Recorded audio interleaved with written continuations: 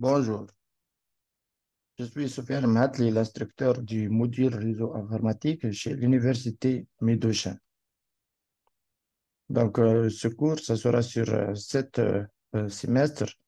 Donc, euh, Concernant les réseaux, l'installation réseau, le câblage réseau, la configuration et la conception réseau.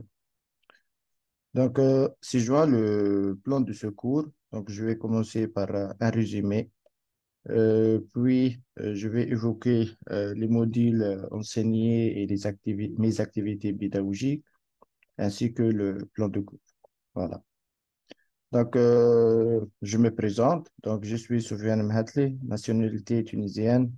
Je suis marié avec 2 enfants. Actuellement, je suis maître de conférence à l'Institut supérieur d'informatique du Kiev, qui appartient à l'Université de Jandouba à Tunis.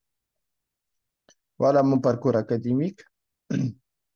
J'ai eu mon baccalauréat en mathématiques en juin 2004. J'ai eu mon diplôme d'ingénieur après en télécommunication en 2009. Après, pardon, après, j'ai eu un master en système de communication à l'école d'ingénieur euh, de Tunis en janvier 2012.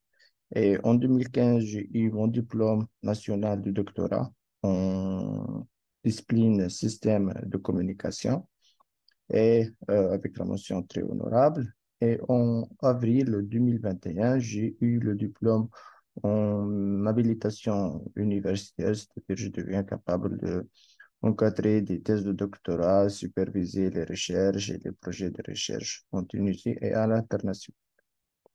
Voilà. Mes activités ou mes responsabilités administratives.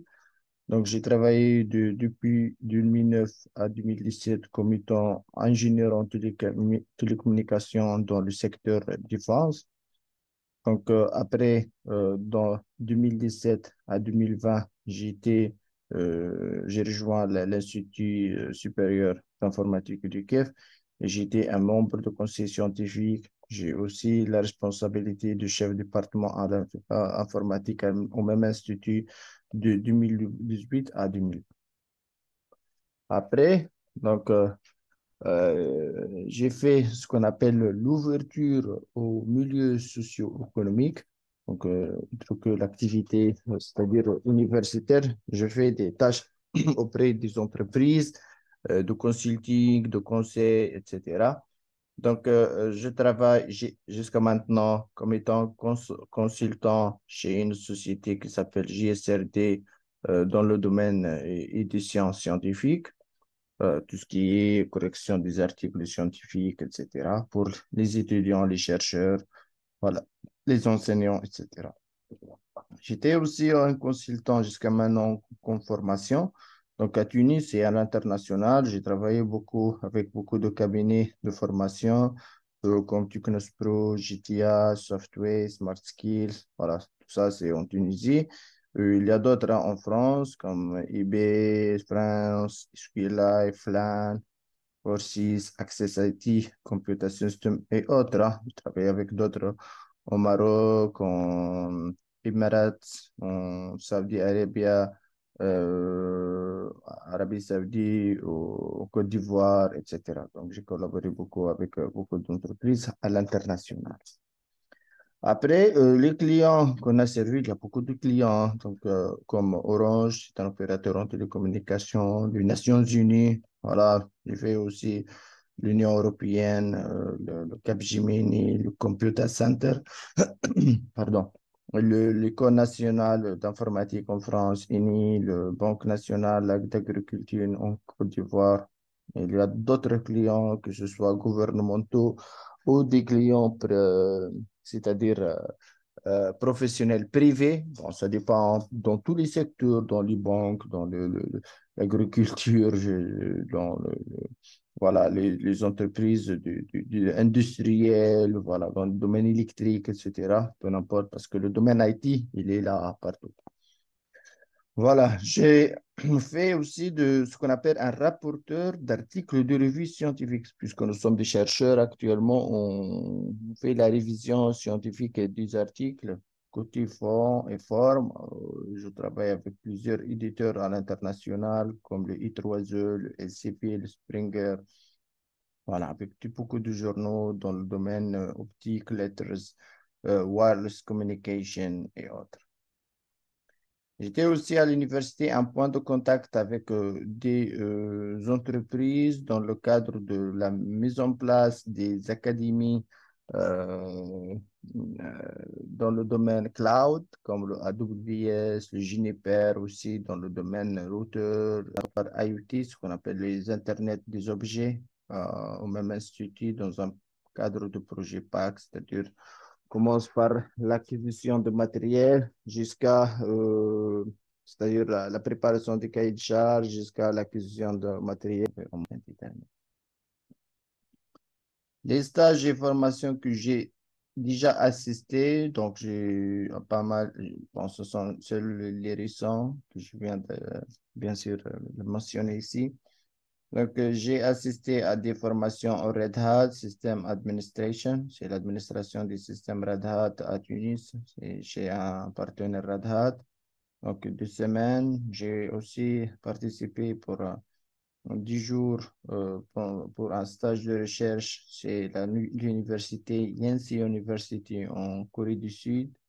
Voilà, dans le cadre du projet de recherche tuniso-coréen. J'ai participé aussi dans une autre formation qui s'appelle Training on BDS GNSS, ce sont ce qu'on appelle les systèmes satellitaires avec le fournisseur chinois qui s'appelle Baidu. Voilà.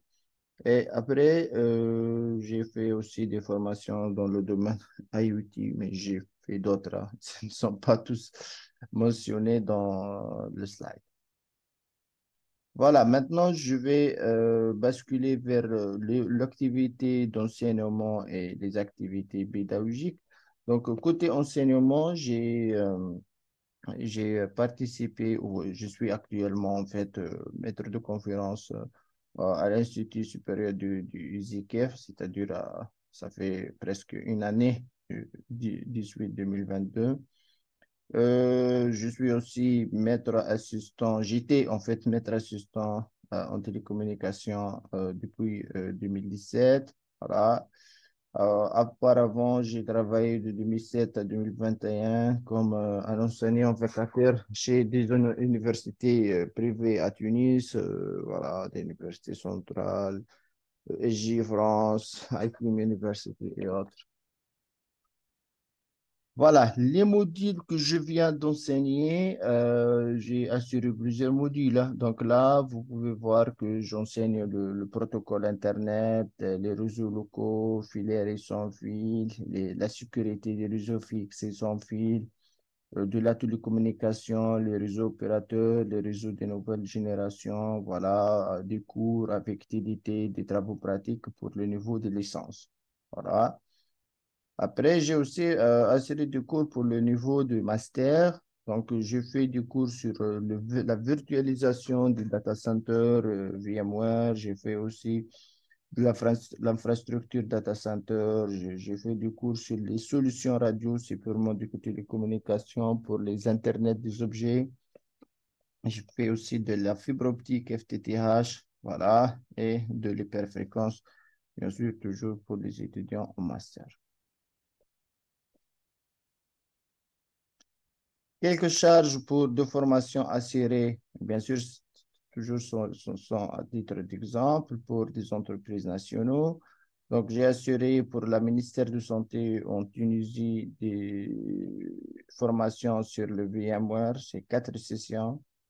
J'ai assisté pour le ministère d'Affaires culturelles pour le SCCM, c'est System Center Configuration Man. C'est un produit Microsoft pour la supervision des infrastructures data center.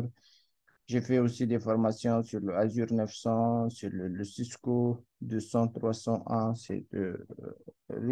c'est-à-dire le réseau Cisco, le scripting PowerShell, voilà, pour la société Sopra HR, J'ai fait aussi du VMware pour Unifrance. J'ai fait aussi du PowerShell scripting, voilà, pour Computer Center, voilà, Web Server pour Nations Unies, etc. SCCM aussi pour Orange International et d'autres. Vraiment, on a plein de compagnies et d'entreprises qu'on a collaboré avec elles et on travaille en étroite collaboration dans le domaine pharmacien. Je participe aussi dans des activités d'encadrement. Donc, on encadre les mémoires de master professionnel, les licences appliquées et fondamentaux. Voilà, à titre indicatif, j'ai enseigné ou j'ai encadré et supervisé environ 15 masters. Il y a plus hein, en licence, vingtaine de licences. Je participe aussi dans le cadre d'encadrement et supervision des mémoires de master. J'ai beaucoup d'étudiants qui sont supervisés à l'Institut supérieur d'informatique de Kiev entre 2020 et 2021. Et voilà, tous les étudiants sont maintenant en cours du travail. Voilà. Donc, il y aura aussi des sujets sur la 5G, sur la fibre optique, voilà, voilà, un peu c'est de la télécommunication. Voilà. Aussi, je participe dans le cadre dans le même cadre, c'est de la supervision, mais cette fois de la thèse de doctorat. J'ai participé ce sont tous des co-encadrements, mais actuellement j'ai une qui est en cours de thèse avec moi. Donc, Mahdi Kazmi Khalil Issaoui Oussama Gharbi. Donc, le sujet, c'est la transmission des données au débit sur les réseaux. Hein. Ça, c'est les réseaux, mais dans les réseaux de télécommunications, les radios sur fibre, le WDM, etc. Donc, tous les étudiants sont presque soutenus et ils travaillent tous à Tunis et en France.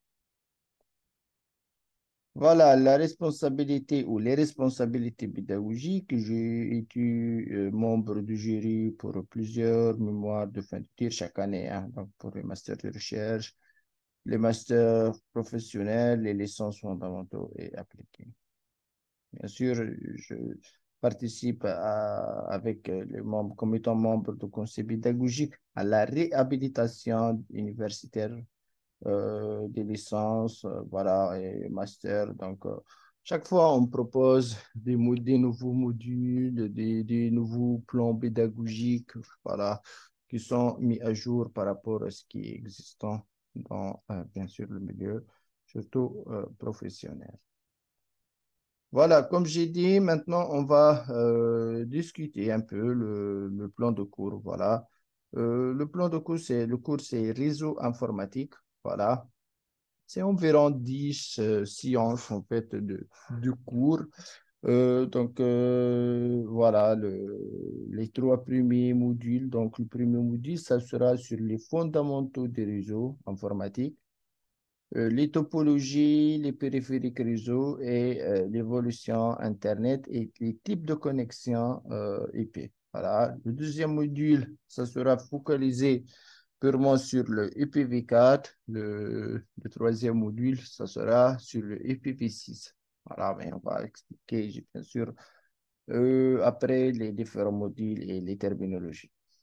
Après, on a un module sur les modèles OSI et Internet. On a aussi un module sur les couches physiques, les types de signaux, les supports physiques, les modélations, la transmission et le multiplexage. Voilà, donc il y aura aussi les couches de liaison de données dans le 6, les VLAN, le ARP.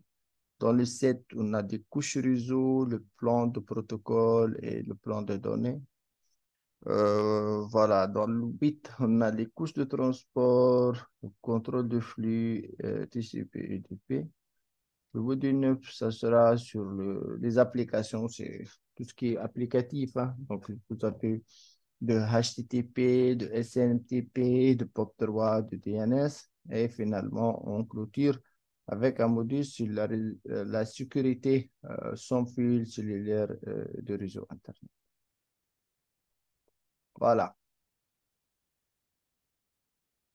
On commence par le module 1. Le module 1, c'est purement sur les fondamentaux des réseaux informatiques. Donc, on commence dès le début, hein. Donc, on va expliquer c'est quoi les réseaux, leur impact dans notre vie quotidienne. On va expliquer aussi c'est quoi les périphériques hautes, c'est quoi les éléments du réseau associés. Bien sûr, on va expliquer ce qu'on appelle les représentations du réseau et comment ils sont utilisés dans les topologies, c'est-à-dire que actuellement, dans les réseaux, on a plusieurs topologies existantes. On appelle des topologies en étoile, des topologies, ce qu'on appelle en maillet et autres. Et donc, l'idée est de voir pourquoi on utilise telle topologie pour quel cas de figure. Après, on va voir les caractéristiques du type de courant du réseau, c'est quoi les types de réseaux, comment on peut par exemple, diviser les réseaux, il y a des réseaux LAN, il y a des réseaux MAN, il y a des réseaux WAN. Sur quelle base on doit bien sûr diviser ces différents protocoles ou ces différents types de réseaux et dans quel cas de figure on va les exploiter. Après, on va voir les quatre conditions de base, voilà, de disposer d'un réseau fiable, hein. Donc, chacun il peut construire un réseau, mais est-ce que le réseau il est fiable ou non? Voilà, ça dépend. Il y aura des points d'interrogation. Et donc, on va répondre à ces questions-là. Donc, après, on va voir les collaborations en ligne, les vidéos, le cloud computing. Ce sont tous c'est pas du cours, mais juste des terminologies à expliquer avec des exemples, bien sûr. On va identifier aussi quelques menaces de sécurité de base pour les réseaux et bien sûr, à la fin, on va expliquer euh, les possibilités d'emploi dans le domaine réseau, c'est-à-dire quelles sont les opportunités qu'on peut avoir dans notre domaine de réseau. Après, une fois on a bien étudié en université le réseau, de quoi il s'agit, les éléments de réseau, etc. Est-ce que où on va travailler? C'est très important. Voilà, le module 2 s'assurera sur le IPv4. Le IPv4, c'est en fait c'est un protocole pour l'adressage IP. Donc, on va avoir des adressages de réseau pour les machines aussi. On parle de réseau, de sous-réseau, des adresses de monodiffusion, de multidiffusion. Voilà, et on parle des adressages publics et privés. Voilà, dans le cadre des adresses privées, ce sont les adresses par définition non routables sur Internet. Par contre, les adresses publiques sont des adresses qui sont connectées actuellement sur Internet et on va voir comment dégager et pourquoi souvent on utilise les adresses IPv4 privées ou publiques et dans quel cas de figure, bien sûr, après avec ce qu'on appelle la segmentation réseau. À quoi consiste la segmentation? C'est un chapitre primordial dans les réseaux. Il faut que tout le monde ils doivent bien sûr concentrer dans ce module parce que c'est la base, hein. Donc, c'est très important. Il y a aussi le PV6. Donc, le PV4, c'est un adressage, comme j'ai dit, il est sur 32 bits, mais on peut avoir un adressage sur 128 bits, c'est plus étendu. Et donc là, on va voir la nécessité de IPv6, pourquoi on utilise les IPv6, les types d'adressage IPv6, et bien sûr, comment on peut manipuler le réseau IPv6 avec ce qu'on appelle les adresses monodiffusion ou autres. Dans le chapitre 4, on va voir le modèle OSI. Le modèle OSI, c'est un modèle qui va vous faciliter la compréhension du réseau ou tout ce les éléments qui interviennent dans euh, la discussion ou la collaboration à travers le réseau. Donc, on va voir des supports physiques, c'est-à-dire un modèle, c'est-à-dire sur 7 couches. C'est un modèle fictif, hein. Il va vous aider à comprendre Voilà, les protocoles indispensables dans la communication réseau, les rôles de la normalisation, comment on parle de la encapsulation et désencapsulation, et bien sûr, après, comment les hôtes locaux accèdent aux ressources locaux dans une entreprise.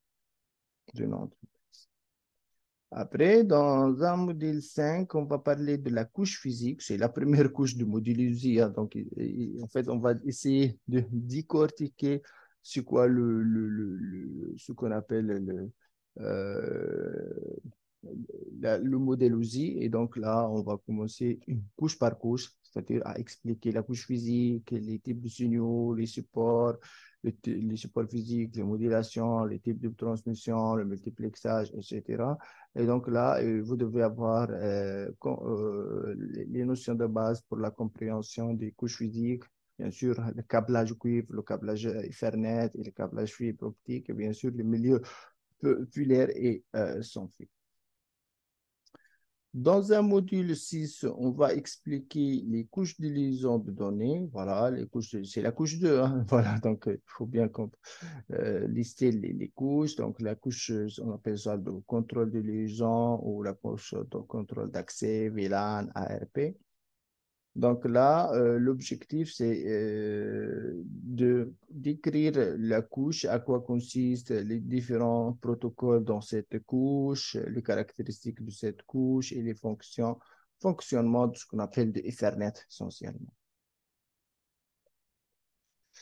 Après, c'est la couche 3. Voilà, donc la couche 3, c'est la couche réseau, c'est la couche la plus importante parmi toutes les couches sont importantes, hein, évidemment, mais celle-ci, c'est la plus importante parce que là, on va parler de l'IPv4, de l'IPv6, de l'adressage, voilà, de table de routage. Il y a beaucoup de pratiques là-dedans. Bien sûr, le cours, c'est un cours intégré, hein, donc on va faire de la théorie. Donc, je vais vous donner l'essentiel de la théorie.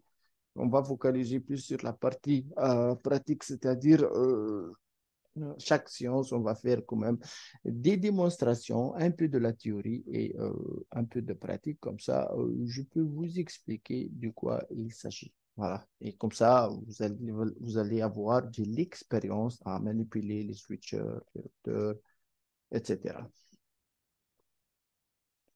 Le module 8, c'est la couche transport, c'est la couche 4. Donc c'est une couche responsable du transfert de données fiables, le contrôle du flux, le protocole de gestion, de congestion et le TCP et DP. Voilà, donc on va décrire c'est quoi le TCP, c'est quoi le DP.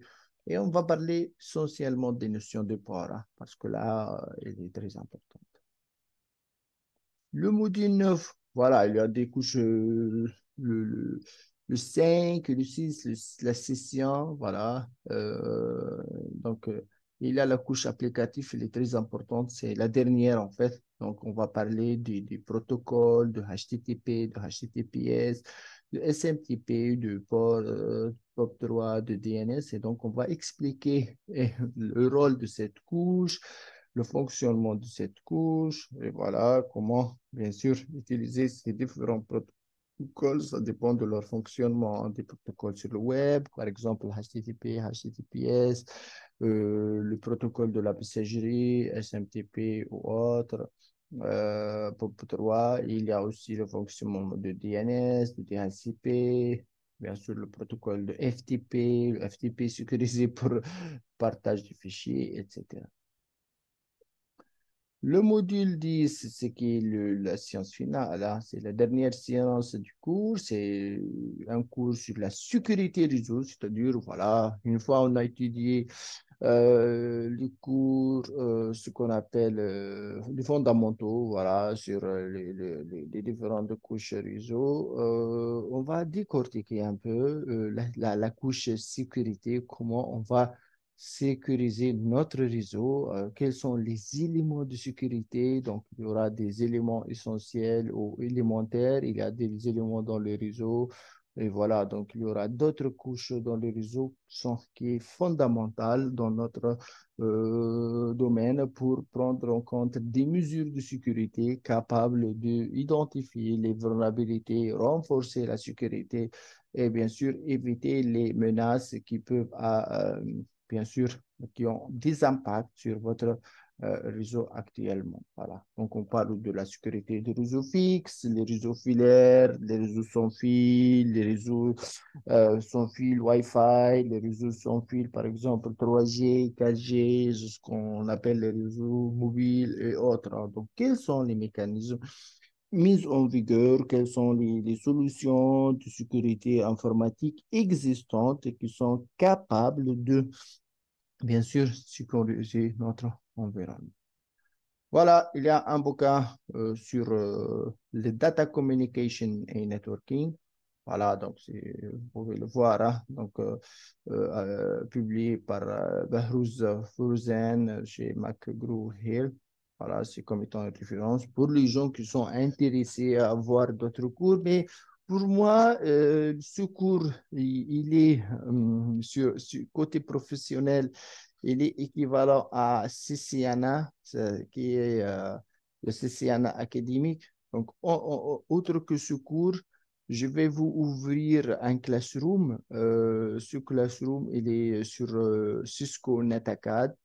Et donc, à travers ce Cisco NetAcad, vous pouvez avoir plus d'accès sur le cours, sur les TP. Et bien sûr, si vous terminez le cours à la fin, c'est-à-dire, outre que, c'est-à-dire les examens du Mid-Ocean University, pour les gens qui sont intéressés, on va faire un examen blanc. Voilà, un examen blanc, c'est QCM, hein, c'est de QCM.